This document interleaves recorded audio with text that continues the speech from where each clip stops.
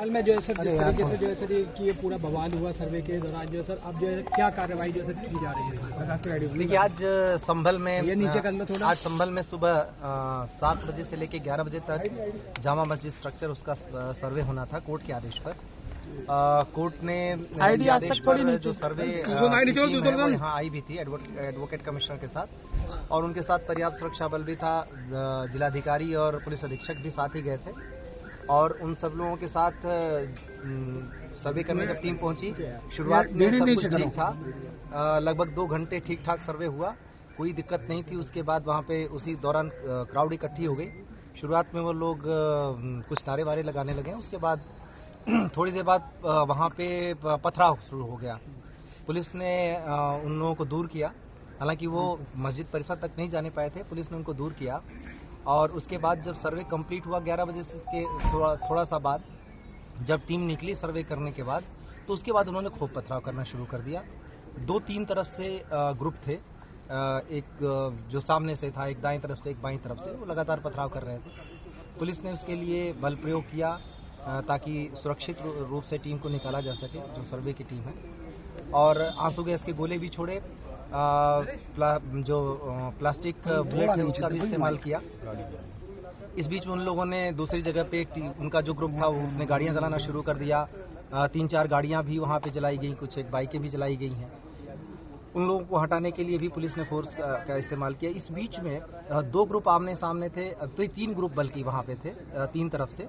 उसी बीच में गोली चली। गोली कौन से ग्रुप ने किस पे चलाई, कैसे हुआ, लेकिन उस बीच में जो गोली चली उसमें हमारे पुलिस अधीक्षक हैं, उनके पीआरओ के पैर में गोली लगी। एक डिप्टी कलेक्टर का पैर फ्रैक्चर हो गया उसी हंगामे में। एक सीओ साहब के भी छर्रे लगे हैं और करीब 15-20 जवान घायल हो गए हैं। एक कांस्टेबल के सिर में गंभीर चोट आई है। और इस गोलीबारी में जहां तक अभी तक कंफर्म हुआ उसके हिसाब से 3 लोगों की मृत्यु भी हुई है। उन 3 लोगों के नाम है नईम, जो कोटकरवी से हैं, बिलाल जो सराय तरीन से है, और नुमान जो हयात नगर सराय तरीन से है। इन तीनों लोगों के अब पोस्टमार्टम की हम तैयारी कर रहे हैं। और जो स्थिति है अभी वो फिलहाल कंट्रोल में है। बीच में जो वो ग्रुप था वो कुछ लोग घूम के चले गए दूसरी तरफ, नखासा की तरफ, और वहाँ पर मैं और डीआईजी साहब मौजूद थे। वहाँ पे भी पथराव किया गया। हम लोगों ने उस भीड़ को खदेड़ा, बाद में एसपी और डीएम साहब भी आ गए थे। उस पथराव घटना में हमारी कोशिश रही कि उनमें से कुछ को पकड़ा जाए, और पकड़ा भी गया।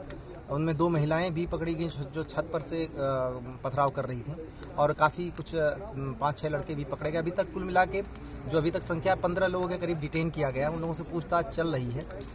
ये निश्चित रूप से एक उकसावे के अंदर की कार्रवाई है, जिसमें जाने भी गई हैं। ये सारे लोग नई उम्र के लड़के या तो थे या फिर महिलाएं थी। ये सारे लोग किसी न किसी उकसावे में आकर कर रहे थे, क्योंकि जो सर्वे का काम है वो कोर्ट के आदेश से पहली बात तो हो रहा है। दूसरी बात यह है कि सर्वे का काम पीसफुली चल रहा था, अभी तक कोई भी दिक्कत नहीं आई थी। तीसरी चीज ये है कि सर्वे में कोई ऐसी चीज नहीं की जा रही है जिससे मस्जिद के स्ट्रक्चर को उसके साथ छेड़छाड़ की जाए, बल्कि आज जो पथराव हुआ उसमें मस्जिद के ऊपर पत्थर जरूर चलाए गए, क्योंकि वहाँ पे टीमें थी, तो मस्जिद पे भी पत्थर चलाए गए। मुझे नहीं पता मस्जिद को नुकसान हुआ या नहीं, लेकिन खूब जम के मस्जिद पर भी पथराव हुए, जो एक तरीके से देखें तो ये उनके धर्म के हिसाब से भी गलत है। सभी को समझाने का प्रयास किया जा रहा है। सभी जनप्रतिनिधियों से भी हम लोग बातचीत में हैं, और बाकी लोगों से भी बातचीत कर रहे हैं। अभी तक स्थिति नियंत्रण में है, पूरी तरह शांत है, और आगे स्थिति नियंत्रण में ही रहे, कोई दिक्कत न हो, इसके लिए अभी हम सभी ने रणनीति बनाई है। फोर्स पूरी तरह बाहर से भी बुला ली गई है, सभी जगह फोर्स मौजूद है।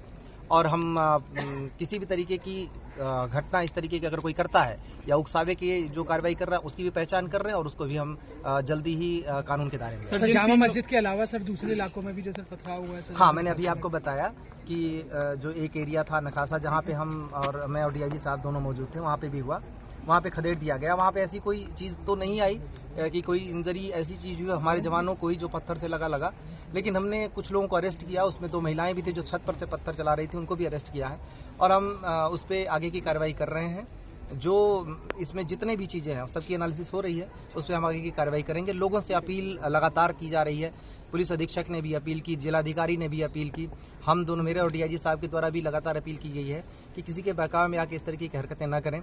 इससे जीवन को खतरा तो है ही है, शहर के अमन को भी खतरा है, और सबसे बड़ी बात है कि इसमें से कई लोगों का भविष्य बर्बाद हो जाएगा। तो बेहतर हो कि कोर्ट की कार्रवाई कोर्ट के थ्रू जरिए ही रहे।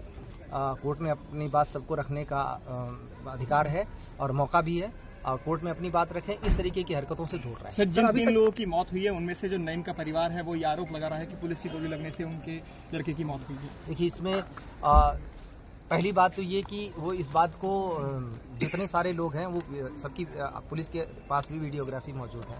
सर, जितने सारे लोग वहाँ आए हैं उसमें पथराव करने आए थे। इसके बाद पहली बात जो ये अगर इस बात को अगर मानते कि उनका बेटा पथराव करने गया था या कोई भी व्यक्ति वहाँ पथराव करने गया था, उसमें क्या अनटुवर्ड्स इंसिडेंट होते हैं, ये पहली बात को जिम्मेदारी उनको लेनी चाहिए। क्या वजह थी जिसके लिए पथराव करने की आवश्यकता थी, कौन सी आपदा आन पड़ी थी, किसको किसने क्या किया या पुलिस प्रशासन ने क्या किया, पहले तो उनको ये देखने की जरूरत है।